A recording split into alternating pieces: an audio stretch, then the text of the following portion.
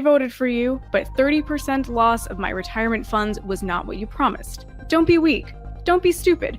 Don't be a panickin, a new party based on weak and stupid people. Be strong, courageous, and patient, and greatness will be the results. So here we have Donald Trump, friend of the working man, basically telling workers, don't be a little bitch, guys. Don't be a panickin. Hey, it's Jordan. I am in Flint, Michigan, East Palestine, Ohio, Tumwa, Iowa. Please support the only independent outlet on the ground covering what the corporate media covers up. Hey, it's Ashley with Status Coup. I hope you're having a good Black Monday or Orange Monday or whatever you want to call this precipitous market crash. Well, the corporate media and politicians have been having an absolute meltdown over how Trump's tariff insanity has hurt Wall Street. There hasn't been much of a focus on how working people are already being devastated by these policies. So, last week, the almost comically ill-planned Trump tariffs finally took effect on what Trump and co. called Liberation Day. In response, the stock market almost immediately liberated itself of approximately $2.5 trillion in value. It was such a bloodbath that Fox News removed the stock market ticker from their shows, and some journalists were speculating that the formula the administration actually used to arrive at those tariffs was generated by ChatGPT. As of this recording, the Dow Jones has fallen 1,000 points and the S&P 500 has been flirting with a bear market. It's not just the direct devastation of the stock market that working people are being hurt by. As of Saturday, over 4,100 workers have been laid off as a result of Trump's tariffs. Representative Ro Khanna had a lengthy thread cataloging the bloodbath on Twitter, and I'm going to read most of it because these job losses are actually working people's lives, which have just been thrown into fucking chaos and misery. So, poultry distributor Purdue Farms laid off 433 workers this week in Tennessee. As part of mass layoffs to U.S. branches, John Deere laid off 9 workers in Iowa. The company also voiced concerns over the impact of Trump's tariffs on production. Semiconductor manufacturer Summit Interconnect closed in Santa Ana, California, costing 74 jobs. Automotive and industrial power transmission manufacturer Bando USA cut 65 jobs in Kentucky.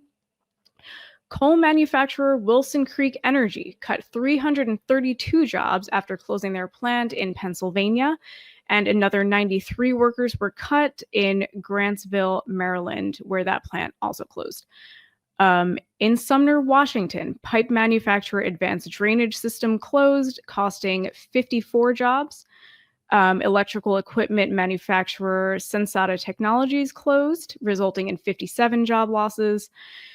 In San Jose, California, electronic manufacturer InvenSense laid off 55 people due to new market conditions in the broadening tech industry. Battery manufacturer QuantumScape Battery laid off 53 workers.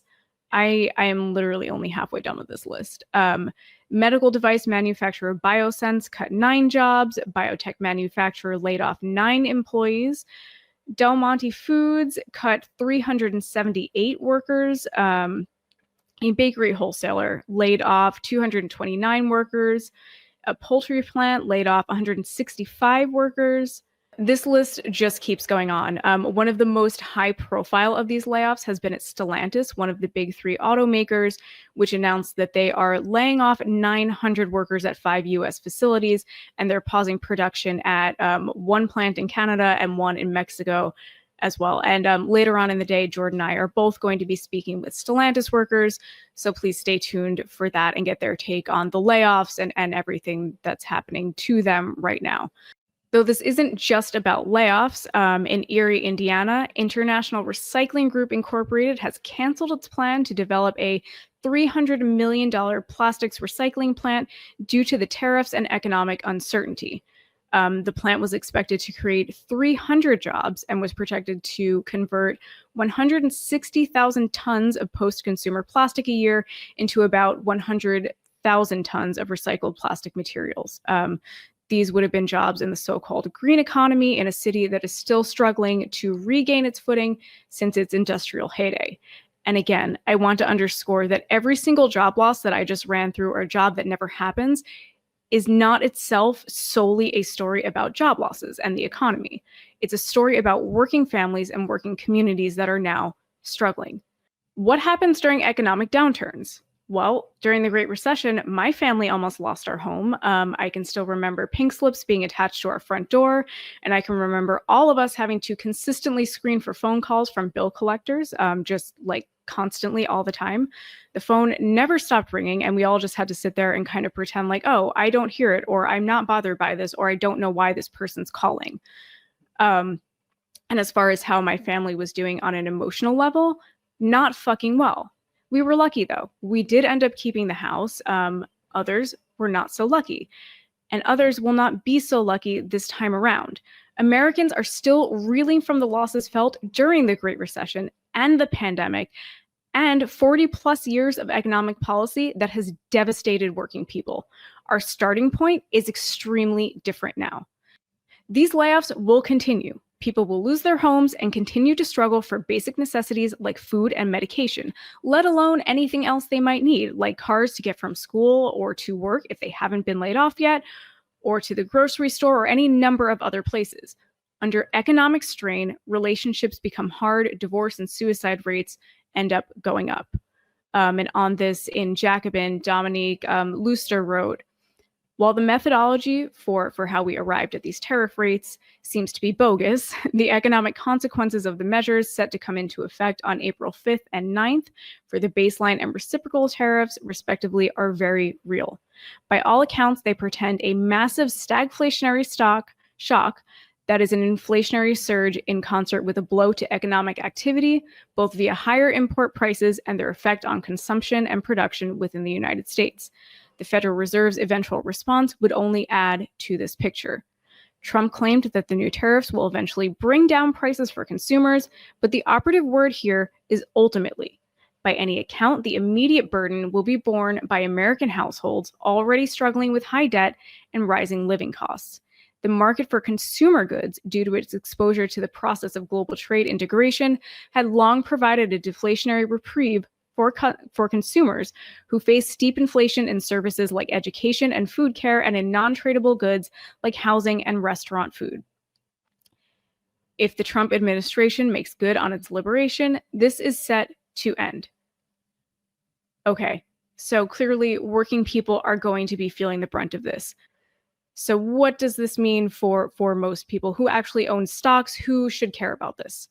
So per the BBC, the wealthiest Americans own the most stock. In fact, the Federal Reserve estimates that about 90% of the market's trillions are owned by the top 10% wealthiest Americans, who as of 2022 had typical ownings worth more than $600,000. Within that, as you might expect, the wealthiest 1% of people own half of the stocks, totaling $23.4 trillion, compared to the bottom half of us, who hold on to only 1%, totaling $490 billion. So while you are going to have a really hard time convincing me to be upset for the billionaires, wealthy individuals, and institutions facing losses right now, there are some impacts to regular working Americans too. So 60% of Americans are exposed to these losses by way of their 401ks and retirement accounts. And some of those people did vote for Trump. And as I'm sure you can guess, those people are fucking pissed.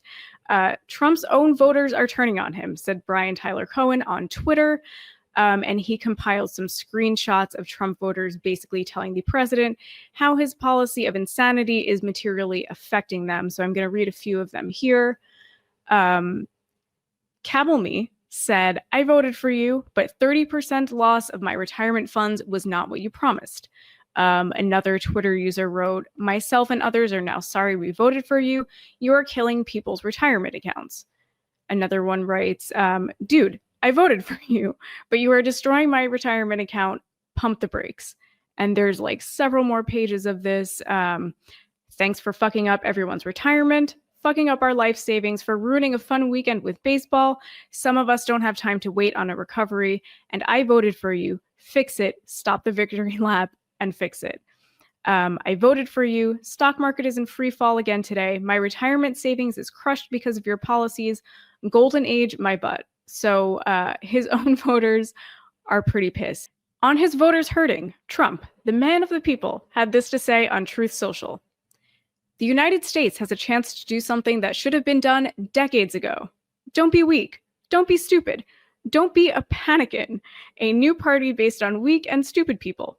Be strong, courageous, and patient, and greatness will be the results. Okay, so here we have Donald Trump, friend of the working man, basically telling workers, don't be a little bitch, guys. Don't be a panickin. Again, a new party based on weak and stupid people, of which he is obviously gunning for supreme leader of. And maybe if he runs for a third term, he can run instead as a panickin. So what are we doing all of this for? Well, according to Secretary of Commerce Howard Lutnick, we are doing this for the robots. So I'm going to play a little bit of what he said on Fox News. Now, we're not going to have all factories come back. Like clothing manufacturing, that's tough to bring back. But what kind of manufacturing are you talking about returning here? Well, you can't just give that away. See, what's going to happen is robotics are going to replace the cheap labor that we've seen all across the world. I mean, think of what our factories did. They went to the cheapest labor in the whole world, slave labor, cheap labor, the worst environmental conditions, polluting the heck out of it. And then we bring back those cheap products here and we feel good about ourselves because we don't see the pain. But Okay, so working people are out of jobs so that we can eventually bring back manufacturing facilities to the US to be staffed with robots. Cool. And while working people's lives are getting even more shitty, Trump is hanging out today with the LA Dodgers, talking about, I don't know, I guess baseball. So much for president of the working class. And that's going to be it for me. Please follow and subscribe to Status Coup News for more things that matter to working people. And if you like our reporting and are able to, please support our independent journalism by becoming a paid member at statuscoup.com/join. Bye.